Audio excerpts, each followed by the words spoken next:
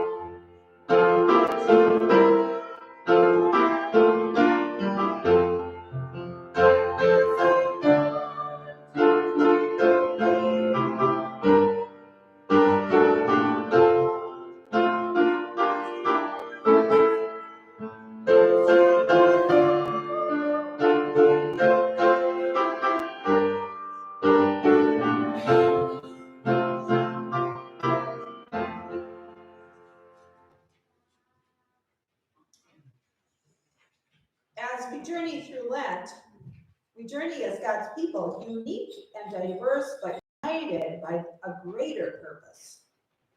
Along the way, we will share the sorrow of our hearts. We will confess the truth that is ours. We will profess our faith, and we will stand together at the foot of the cross, laying down our stones. Let our words and our actions lead us to the cross this season and always. We'll sing our confession, I plead for grace, and it's number 6 in the insert.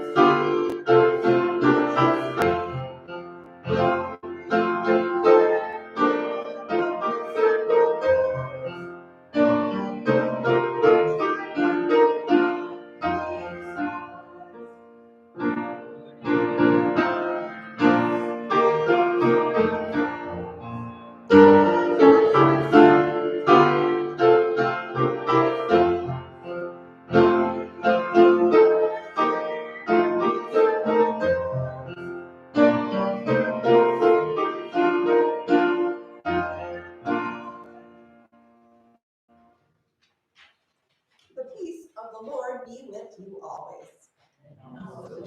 Please share some peace with one another.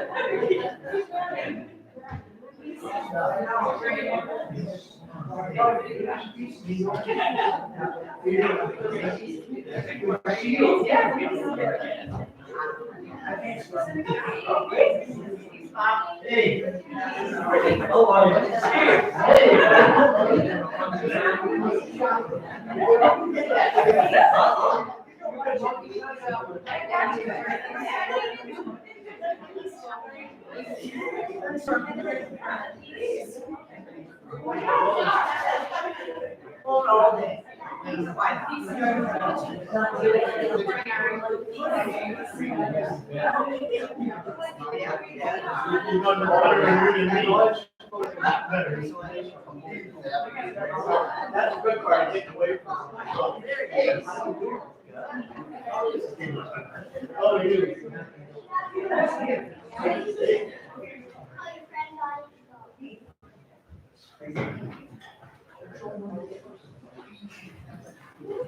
As we make our way back to our spots, hopefully with the necklace on, we are going to sing the song of illumination. Turn your eyes upon Jesus.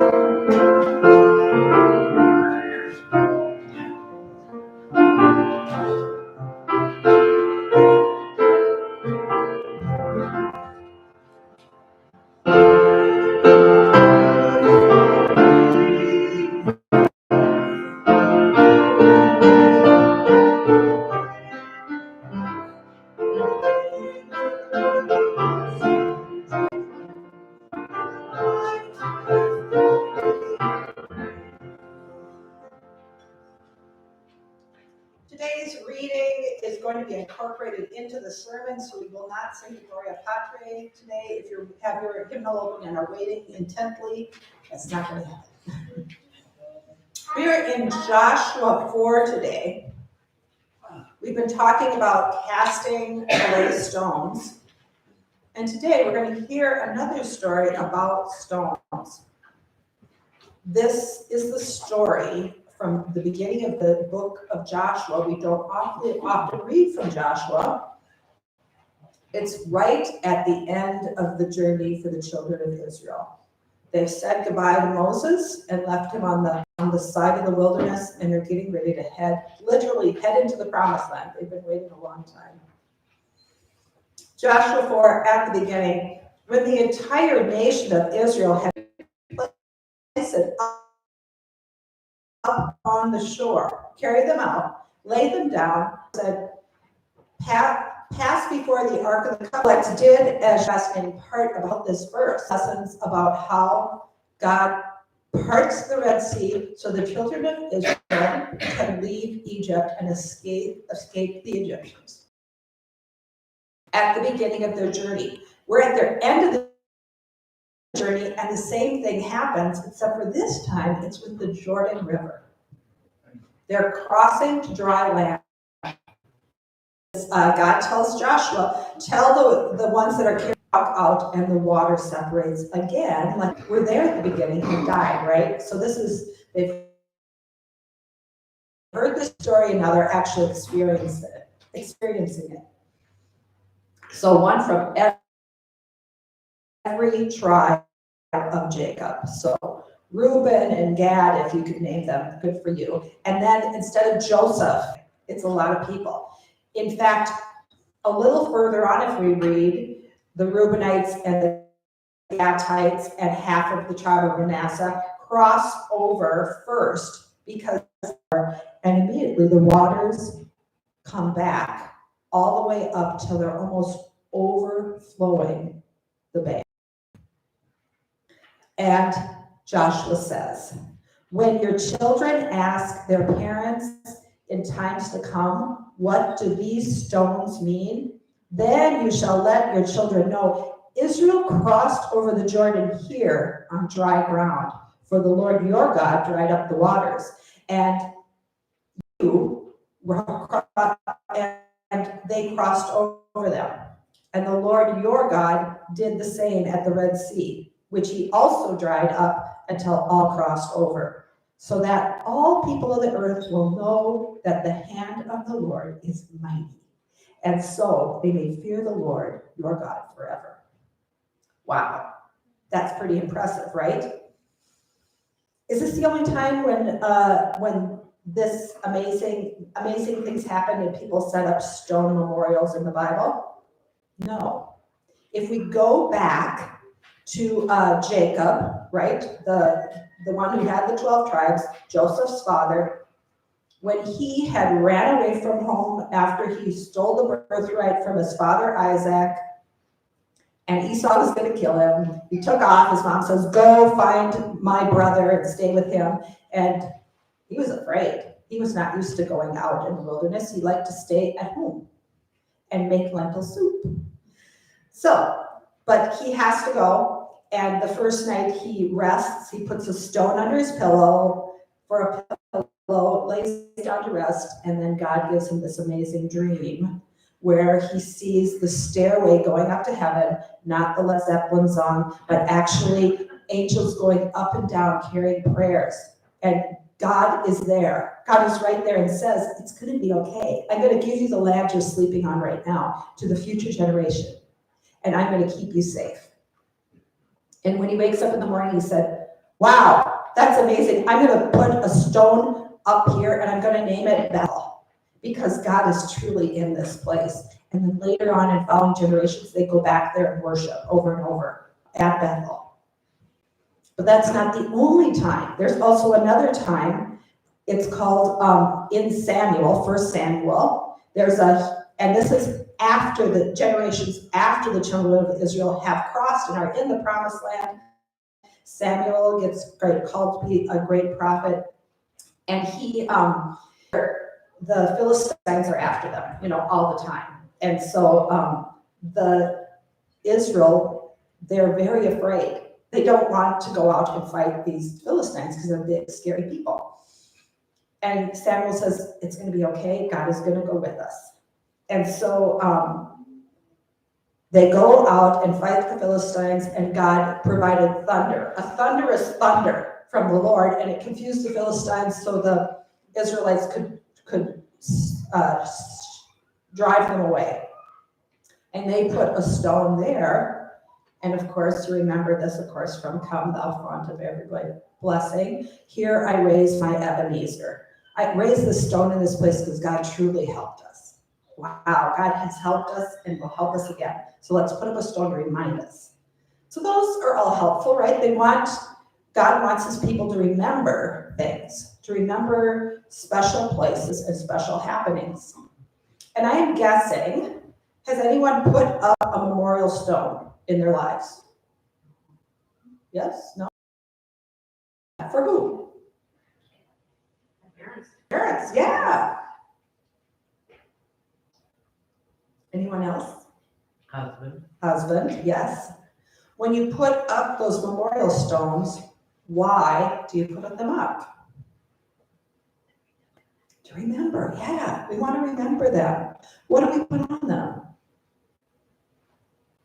Name, dates, sometimes pictures, sometimes farmsteads, sometimes something that was important to them, right? And it's not just in cemeteries, but it's also like important landmarks, they'll mark with a stone to mark it, right? The Battle of Gettysburg, other things like that, they'll mark with a stone. And then sometimes we put stones in certain places to remember things, right? I have a stone in my garden where we buried Scruffy, right? We have those special places that we put stones. It's important for us to remember. That's why we put a stone there, so we can find it, so we can remember. And is it just for us? No, it's for the ones that come after us. It's not just for us. Otherwise, we just like, oh, I can remember that. But if it's for the ones who come after us, we need to put some information on so they remember too. Remembering what God has done for us is sometimes, I mean, we know what God did for us, but do we remember it every day and really take it to heart? That God sent his very only son to die for us? That Jesus died on the cross as a sacrifice for us? That Jesus was resurrected from the dead, that we too might be resurrected someday? That Jesus claimed victory over the devil, so that we know that the devil will not win in the end? That Jesus ascends into heaven? This is important to remember, right? We say the creed that helps us remember. We said it last week at the baptism.